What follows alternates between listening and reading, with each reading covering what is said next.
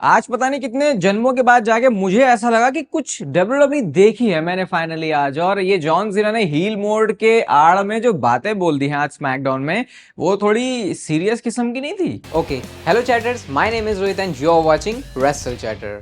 तो इस वीडियो में आज रिव्यू करने वाले हैं, रिएक्ट करने वाले हैं आज के स्मैकडाउन के बारे में, जो कि मनी इन द बैंक से पहले लास्ट वाला शो था। और इसके बाद चैनल पर आज ही दिन में प्रेडिक्शंस वाली वीडियो भी आने वाली, बिल्कुल चिपके रहना उसके साथ। बड़ी मस्त मस्त माल मसाला आपको उसको मिलने वाला है। तो स्मैकडाउन की स्टार्टिंग से शुरू करते हैं। सबसे पहले शो की जो स्टार्टिंग है वो करते हैं सेथ रॉलिंस की टीम। और इनकी टीम देखो, जब एंट्री मारती है ना, लगता है कि कुछ इंपॉर्टेंट चीज होने वाली है। भले ही अभी पिछले कुछ हफ्तों से जो बुकिंग है वो उस फैशन में नहीं हुई जैसा कि हमने जब इस ग्रुप को शुरू में फॉर्म होते हुए देखा था। मतलब उस हिसाब से खरी उतरी नहीं है, उतना हाई लेवल का ड्रामा नहीं क्रिएट हुआ। लेकिन वो एंट्रेंस के टाइम पे वाइब जो है आपको हमेशा ही ये सेथ रॉलिंस की टीम से मिल जाएगी। अब सेथ रॉलिंस आते हैं इसके बाद और कहते हैं कि मनी इन द बैंक होने वाला है कल, और इस मनी इन द बैंक को जीत के सब कुछ मेरा हो जाएगा, जो कि उनका रहा है एजेंडा कि डब्ल्यूडब्ल्यूई को उनको पूरी तरीके से कंट्रोल करना है। ओटीसी के चैंट यहाँ पे लग रहे होते हैं। तो इस बार अच्छे से सेथ रॉलिंस ने फिर से रिस्पॉन्ड किया इन सारी चीजों के ऊपर। वो कहते हैं कि मुझे नहीं लगता कि वो तुम्हें इस समय सुन सकता है, he is off on island of irrelevancy. ऐसा करके उन्होंने सीधा सीधा रोमन रेंस के ऊपर ये शॉट ले लिया है। और रिसेंटली आप नोटिस कर भी रहे हो कि सेथ रॉलिंस काफी सारी बातें कर रहे हैं रोमन रेंस के बारे में। पता नहीं किस रीजन की वजह से ऐसा हो सकता है, वो तो हमको शायद हो सकता है जल्दी थोड़ा पता चल जाए। इसके बाद सेथ रॉलिंस कहते हैं सारे के सारे लोग सफर करेंगे जो भी मेरे आड़े आएंगे। सैमी ज़ेन आया, उसको उड़ा दिया। सीएम पंक आया, हमने उसको उड़ा दिया। रोमन रेंस के साथ भी हमने यही किया। रोमन रेंस अब वापस नहीं आने वाला। रोमन रेंस तुम्हारे बारे में केयर नहीं करता, लेकिन एक बंदा तुम्हारे बारे में केयर करता है और वो हूं मैं। सेथ रॉलिंस हील होने के बाद भी ऐसी बातें बोल रहे हैं। कहते हैं कि यहाँ पे कोई भी ऐसा बंदा नहीं है जो कि मुझे इस समय रोक के दिखा दे। और सही में सेथ रॉलिंस जब ये बातें बोल रहे हैं ना, ऐसा लगता है ना किसी के प्रोमो को सुनते हुए कि अरे यार ये तो डब्ल्यूडब्ल्यूई चल रही है और ये अपना अपना काम कर रहा है। सेथ रॉलिंस को देख के ऐसी फील नहीं आएगी आपको। वो लेजिट लगता है कि वो जो बोल रहा है वो बिलीवेबल है और वो सारी बातें दिल से बोल रहा है और वही सच्चाई है, चाहे आप इसको मानो या फिर ना मानो। इतने में ही, क्योंकि उन्होंने बोला था ना कि सेथ रॉलिंस कहते हैं, क्योंकि सेथ रॉलिंस ने बोला था कि मुझे कोई भी रोक नहीं सकता, तभी थीम सॉन्ग प्ले होता है सोलो सिकोवा की टीम का। और अगेन मैं फिर से बोलना चाहूंगा, जब सोलो सिकोवा आते हैं, साथ में जेफ कॉब और जेसी मटेओ और साथ में उनके जेकब फाटू खड़े थे, एक वो शॉट आता है, पता नहीं लाइट कहां से मारी उन्होंने, इतना गजब के लग रहे थे ना ये तीनों। इनको देख के भी ऐसा लग रहा था कि यार ओहो, इस किस्म का जो मामला है वो होना चाहिए इस समय डब्ल्यूडब्ल्यूई के अंदर। और मुझे यहाँ पे मतलब बहुत टाइम के बाद इस पूरे सेगमेंट को देख के मुझे वो रियलाइज हुआ कि अच्छा, मैं इसलिए डब्ल्यूडब्ल्यूई पसंद करता हूँ कि पिछले कुछ हफ्तों से न ऐसा कोई सेगमेंट दिख रहा है, ना ऐसी कोई स्टोरी दिख रही है। अब ये सारे के सारे लोग रिंग में आते हैं और सोलो सिकोवा कहते हैं क्या बोला भैया तूने, जो भी तेरे रास्ते में आएगा तो सबको उड़ा देगा। सेथ रॉलिंस कहते हैं हाँ। क्या बोला तूने कि तुझे कोई रोक नहीं सकता। सेथ कहते हैं हाँ, तो देख भाई हम तो यहीं रिंग में खड़े हैं तेरे साथ बीचों बीच में। कहते हैं looks like the blood, you have a blood line going on here. वो थोड़ा थोड़ा अपने ग्रुप के साथ जो सिमिलैरिटी है वो बताते। कहते हैं तू कौन है, ब्रॉन ब्रेकर को देख के कहते हैं अच्छा तो right hand man Jey Uso है। फिर ब्रॉन्सन रीड को देख के कहते हैं अच्छा तू कौन है, ओ तू ऑनररी ऊस है। और उसके बाद वॉर गेम्स वाले मैच की बात कर देते हैं यहाँ पे, क्योंकि आपको याद होगा कि वॉर गेम्स में ब्रॉन्सन रीड वो बंदा था जो कि इनकी ब्लड लाइन की तरफ से आया था, अच्छी वाली ब्लड लाइन के अगेंस्ट जाने के लिए। और उसके बाद वो इस बात को मेंशन भी करते हैं और कहते हैं ओ वाइज मैन भी है यहाँ पे, लॉन्ग टाइम नो सी। ऐसा करके उन्होंने थोड़ा सा डराने की कोशिश करी इस पूरे ग्रुप को। तो अब देखो, जहां पे मैं आपसे कल ही कह रहा था, कल परसों ही कह रहा था कि एक ऐसी फैक्शन भी तो चाहिए होगी सामने, कुछ ऐसे गुंडे भी तो चाहिए होंगे सेथ रॉलिंस के सामने जो कि उनकी फैक्शन को बड़ा फील करवाएं।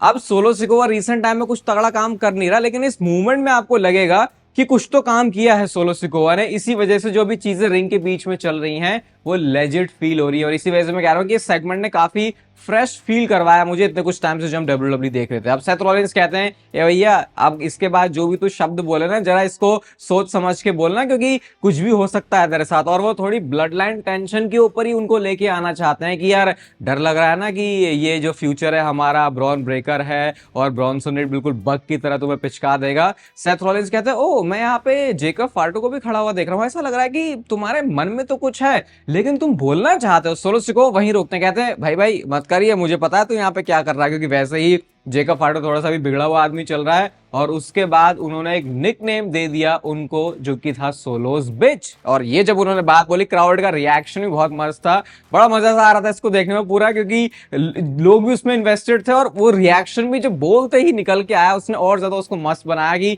कितनी ज्यादा पर्सनल किस्म की जो बात है वो बोल दी है सेथ रॉलिंस ने जेकब फाटू के लिए भी और सोलो सिकोवा के लिए भी। इसके बाद तो भाई गुस्सा आया उनको, वो कहते हैं कि मैं एक ही फाटू से इस समय डर रहा हूं और सोलो सिकोवा वो तू नहीं है। फिर मैं सोचा अच्छा सोलो सिकोवा भी फाटू ही है क्या, फिर मैंने कहा हाँ भैया इनकी हिस्ट्री तो है फाटू वोटू वाली। इसके बाद सोलो सिकोवा ने अपनी जैकेट हटाई, लेकिन जेकब फाटू कहते हैं मैं लड़ूंगा भैया तेरे लिए, और वो थोड़ा सा लॉयल्टी वाली चीज थोड़ी सी दिखी यहाँ पे, लेकिन शो के बाद में तो कुछ अलग ही सीन हो गया था। फिर तो वो आते हैं सामने, फिर ब्रॉन ब्रेकर खड़े हो गए, फिर सेथ भी सामने खड़े हो गए, तो इन्होंने काफी टेंशन ऐसी दिखा दी है और दिखाया है एक ऐसा सेगमेंट स्मैकडाउन की स्टार्टिंग में। मैंने तो देखो इसको बहुत एंजॉय किया, और आपको मेरे बताने से भी लग रहा होगा कि कितनी ज्यादा डेप्थ भी है इसमें, और यही चीज है स्टोरी टेलिंग के अंदर जो कि WWE के अंदर फिलहाल मिसिंग चल रही थी। यहाँ पे उन्होंने इस पे जो है पूरा अच्छा वाला छक्का मारा। आप मुझे कमेंट सेक्शन में बताना आपको ये सेगमेंट कैसा लगा। इसके बाद इसके बाद बैक स्टेज से जिमी ऊसो ने आके सबको बजा भी दिया था वहां पे, तो बस वो ये फिर वहां से निकल जाते हैं, क्योंकि ये जिमी ऊसो और जेसी मटेओ की मैच की तरफ लीड करता है। और आज हमने एक तगड़ी वाली प्रोग्रेशन देखी है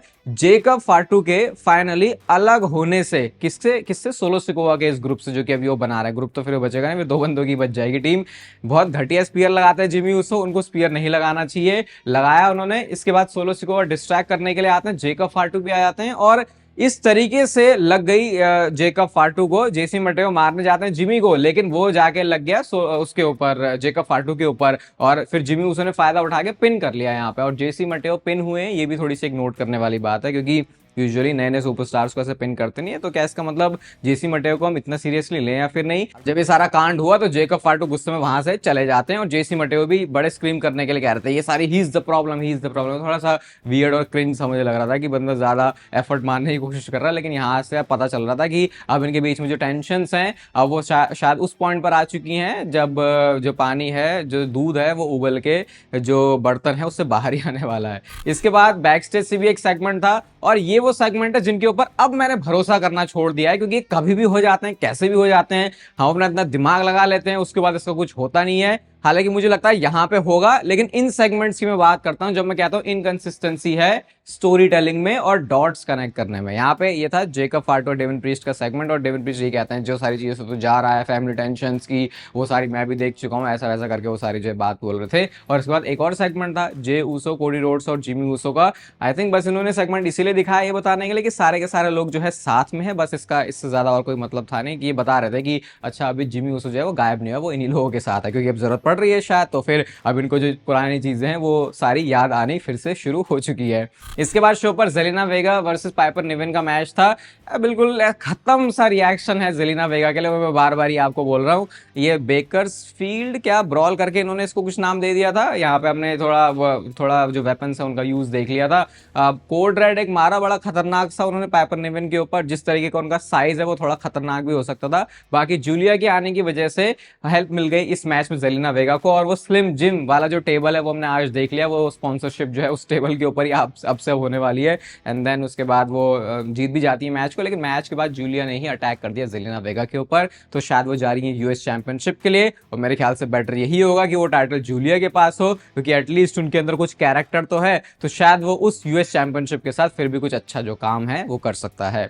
इसके बाद शो पर LA Knight versus Aleister Black का मैच इस मैच से पहले एक छोटा सा प्रोमो था जहां पर हर एक बंदे की वो बात कर रहे होते हैं, और खास करके सेथ रॉलिंस को उन्होंने काफी रगड़ा, जो भी सारे पार्टिसिपेंट होने वाले मनी इन द बैंक के। और इस मैच में सेथ रॉलिंस के फैक्शन ने ही एंट्री मार ली है, और एंट्री कुछ इस तरीके से होती है कि ये सारे लोग लड़ रहे हैं और सेथ रॉलिंस ने आके स्टॉम्प मार दिया। फिर ब्रॉन ब्रेकर ने एलिस्टर ब्लैक को स्पीयर मारा। इसके बाद ब्रॉन्सन रीड ने जो सेंटोन है वो हिट किया एले नाइट के ऊपर, एंड देन ब्रॉन ब्रेकर ने एंड में एले नाइट को स्पीयर मारा। तो आज स्मैकडाउन के शो पर सेथ रॉलिंस की फैक्शन का पूरा धावा सा ऐसे बोला हुआ था इन्होंने, क्योंकि ये मनी इन द बैंक के लैडर मैच में, और ये चाह रहे हैं कि जो बंदे उस लैडर मैच के अंदर होने वाले हैं क्यों ना उनको थोड़ा सा पहले ही हल्का कर दिया जाए, क्योंकि कल ही जो है मनी इन द बैंक का शो होने वाला है। अगेन फिर से याद दिलाता हूं, अभी दिन में प्रेडिक्शन वीडियो भी आने वाली, तो उसके लिए स्टे ट्यून्ड। इसके बाद शो पर हमको एक ऑफिशियल बड़ी अनाउंसमेंट भी पता चली है king and queen of the ring tournament के बारे में।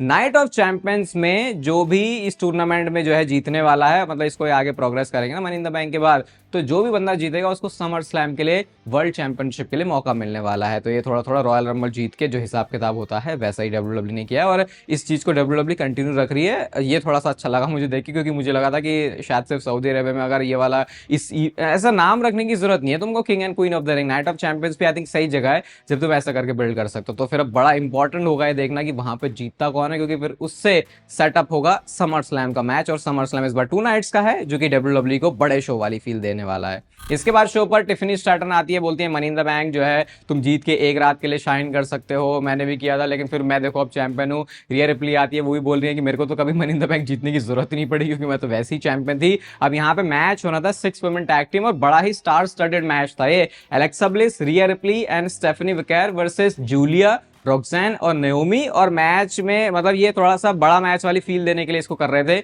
डेविल्स किस वाला जो स्टेफनी विकेर का आज मूव है उसमें तो सभी लोग कुछ ना कुछ कर रहे थे, तो वो जो साइट थी देखने में बड़ी इंटरेस्टिंग लग रही थी। बाकी एंड में नेओमी ने टैग लिया नहीं, जिसकी वजह से रॉक्सैन अकेली पड़ जाती हैं।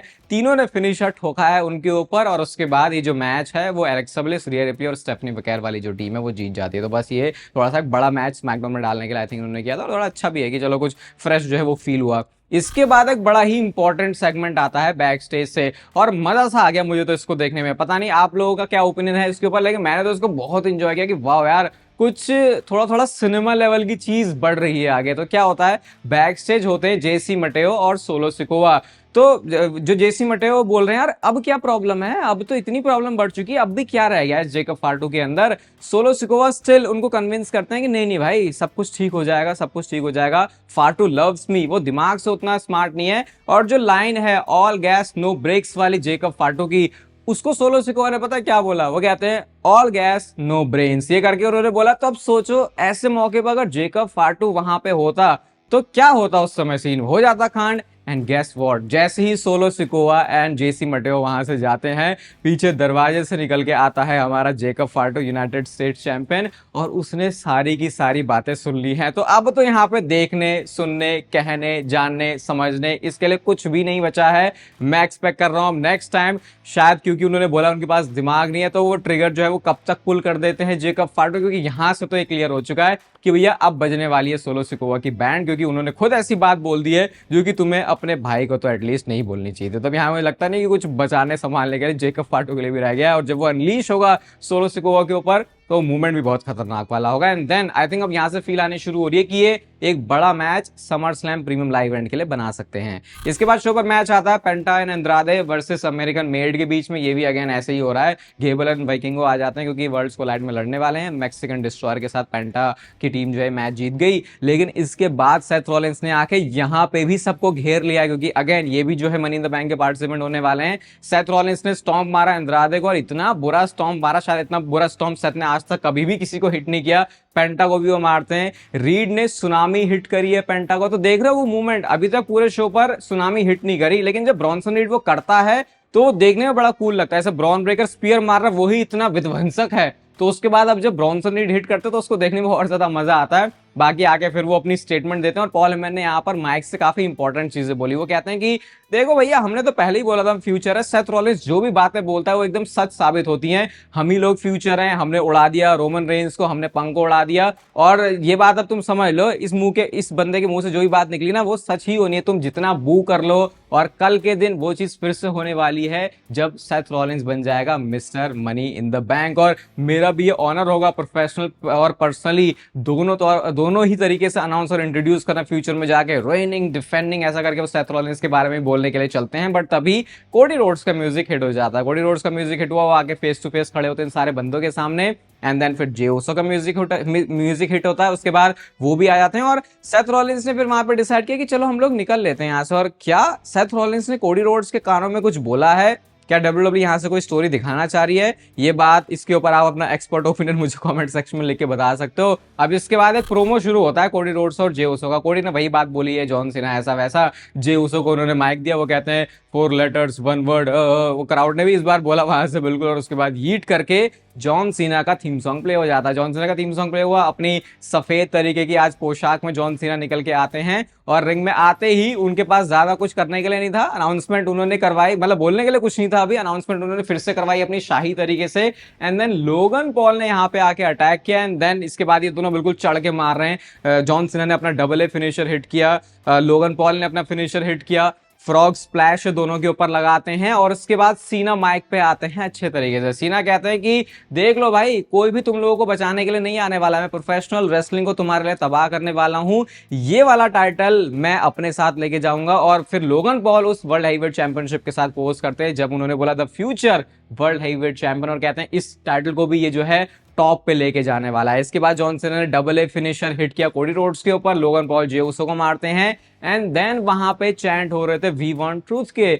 इसके ऊपर एक्सपेक्टेड नहीं था कि जॉन सीना रिएक्ट करने वाले हैं, लेकिन जॉन सीना ने रिएक्ट किया और उन्होंने, मतलब आप देख सकते हो वहां पे कि उन्होंने माइक उठाया और कहते हैं, मतलब माइक उठाया मतलब ऑब्वियसली माइक उठाया, लेकिन एकदम से उन चैंट्स को रिस्पॉन्ड करने के लिए वो कहते हैं you can not handle truth, ऐसा करके जैसे उन्होंने बोला क्राउड का रिएक्शन वहां से आता है। कहते हैं तुम लोगों को ट्रूथ चाहिए ना, यू वांट आर ट्रूथ, मतलब आर ट्रूथ करके आई थिंक वो आर ट्रूथ नहीं बोल रहे थे, अपना ट्रूथ कहने की बात कर रहे थे। और कहते हैं कि जो तुम्हारी सच्चाई है वो उस समय यहाँ सामने ही खड़ी है, जो सच है वो तुम्हारे सामने खड़ा है, तुम चाहे लोग हिपोक्रेट हो, पैथेटिक उनको वो बोलते हैं, कहते हैं तुम इसीलिए लूजर्स हो, मैं लास्ट में भी यहाँ पे हूँ। आई थिंक वो ये बोलना चाहते हैं कि इस वजह से तुम मुझे ऐसा जो रिएक्शन है वो दे रहे हो। विनर्स जो है हिस्ट्री बुक्स को राइट करते हैं, your last real champion and your future world champion कह के जॉन सीना और लोगन पॉल साथ में पोस्ट करते हैं। आज के वाले शो को यार देखो मैं 3.75 स्टार की रेटिंग दे सकता हूँ। मैंने एक्सपेक्ट नहीं किया था कि मनी इन द बैंक से पहले एक अच्छा शो भी डब्ल्यूडब्ल्यूई डिलीवर कर सकती है, बट उन्होंने किया। अब चैनल के साथ चिपके रहना क्योंकि इसके बाद आने वाली है प्रेडिक्शन वीडियो। आज के स्मैकडाउन के बारे में आपके क्या थॉट्स है वो आप बता सकते हो कमेंट सेक्शन में। ये वीडियो यहाँ तक देख रहे हो तो भाई